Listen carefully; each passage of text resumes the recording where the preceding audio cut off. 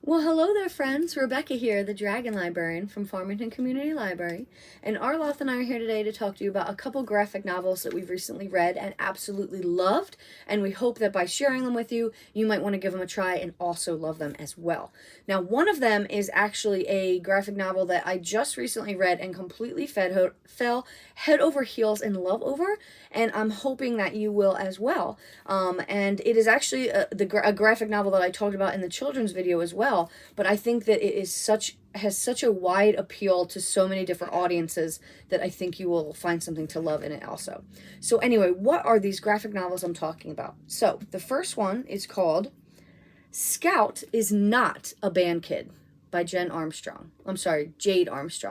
Scout is not a band kid. So the first thing I want to say about this is the artwork. It is very, very fun. I really, really enjoyed this artwork. It had a lot of really great facial expressions. It had a lot of really great emotion in it. The colors were really good. This was just a really visually pleasing graphic novel to read. And I went into it expecting just a fun story, and while it was, there was also a couple other things about it as well that went a little bit deeper. So this is a book about a girl named Scout who is not in band, doesn't give a crap about band, doesn't want to do anything with it. But there is one of her favorite fantasy authors is going to be doing a signing, and her dad won't let her go to it.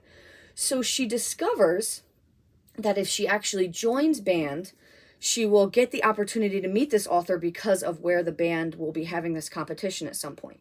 So she figures, all right, I'm going to join. I'm going to use this for this reason only. I don't care about band. She decides to try the trombone for the first time, and just doesn't really want to commit to anything about it. So she goes in, basically fibs her way in and says she's familiar with it. She's obviously not. She makes a ton of mistakes. And the other trombone player in the band, whose name is Marin, totally calls her out on it. The band director decides that instead of kicking her out of band, they're going to have Marin teach Scout and train Scout on the trombone even more. So Scout now has to deal with actually learning this instrument, not just faking it to get by like she thought she was going to. But along the way, she discovers that she actually kind of likes it, and she actually kind of likes these band kids, and they really become good friends to her, especially Marin, even though they really don't get along at all at first. So this is such a enemies to friends story. I loved it so much. But the really cool thing about it that I wasn't expecting was that there was this subplot of Scout has a couple of friends from school who are really horrible friends. Especially the one. The one girl is always teasing her, always making her feel bad about herself.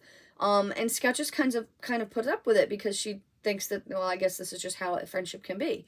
But once she joins band and becomes friends with all these other people, she realizes that it's not, and she can not have to deal with this kind of torment from bullies who are pretending to be her friends, when really she can just make a bunch of new friends.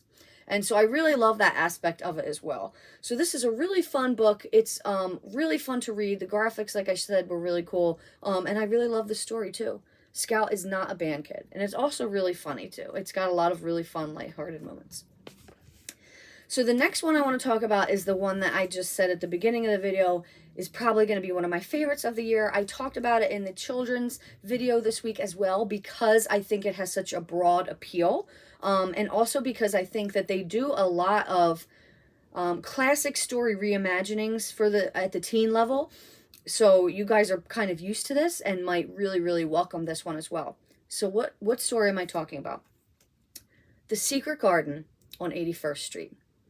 So this is a retelling of the classic story, Secret Garden, which if you're not familiar with The Secret Garden, basically that is a story about a young girl named Mary Lennox who's living with her parents in India.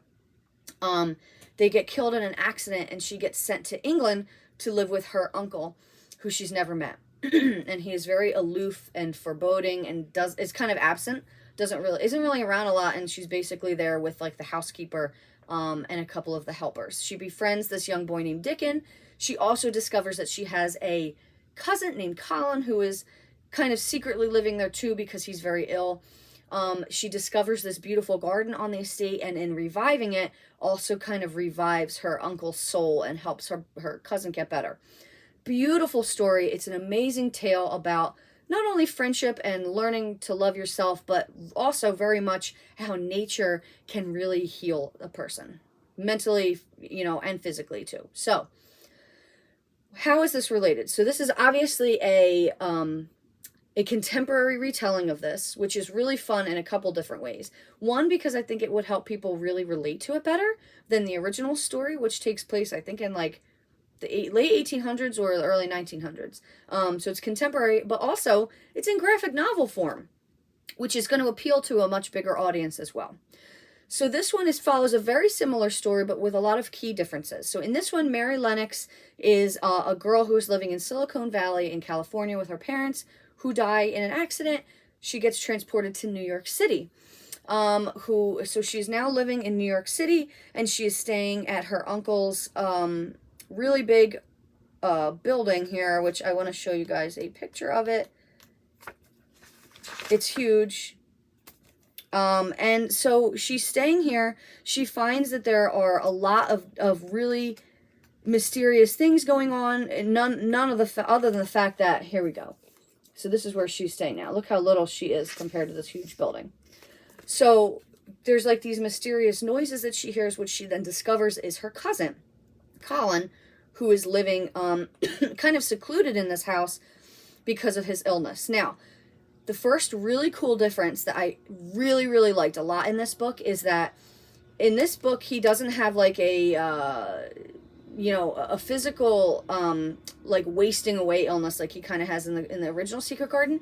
He's got an anxiety disorder. So he suffers from crippling anxiety and panic attacks and stuff like that, which I thought was such an amazing change. And I loved it because so many young people, myself included, deal with anxiety on a daily basis. And a lot of the story talks about him having to deal with this anxiety and handle these panic attacks and how to get through them and live, the best life possible, which was amazing. And I was not expecting that at all with this story, but it was fantastic.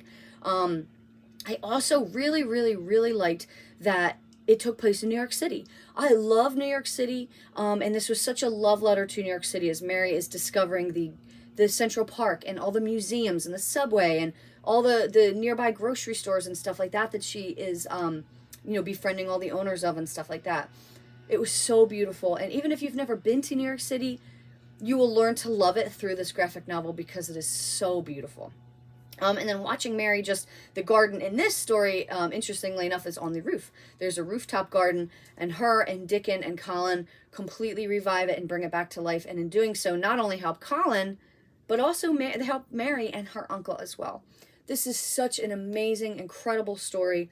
Highly recommend it. And also, the artwork is just beautiful. It's colorful, it's pretty, it's simple, it's sweet. It's just really, really good. Really, really great story. Highly, highly recommend it, especially if you're a fan of the original story. But even if you're not a fan of the original story, I think you will grow to love it through this medium. So this is The Secret Garden on 81st Street. Well, that's what we've got for you guys today. I hope that these sound really fun and interesting. If so, please feel free to check them out from Farmington Community Library. And please give this video a like and a view. Thanks so much for watching, friends. Have a great rest of the day.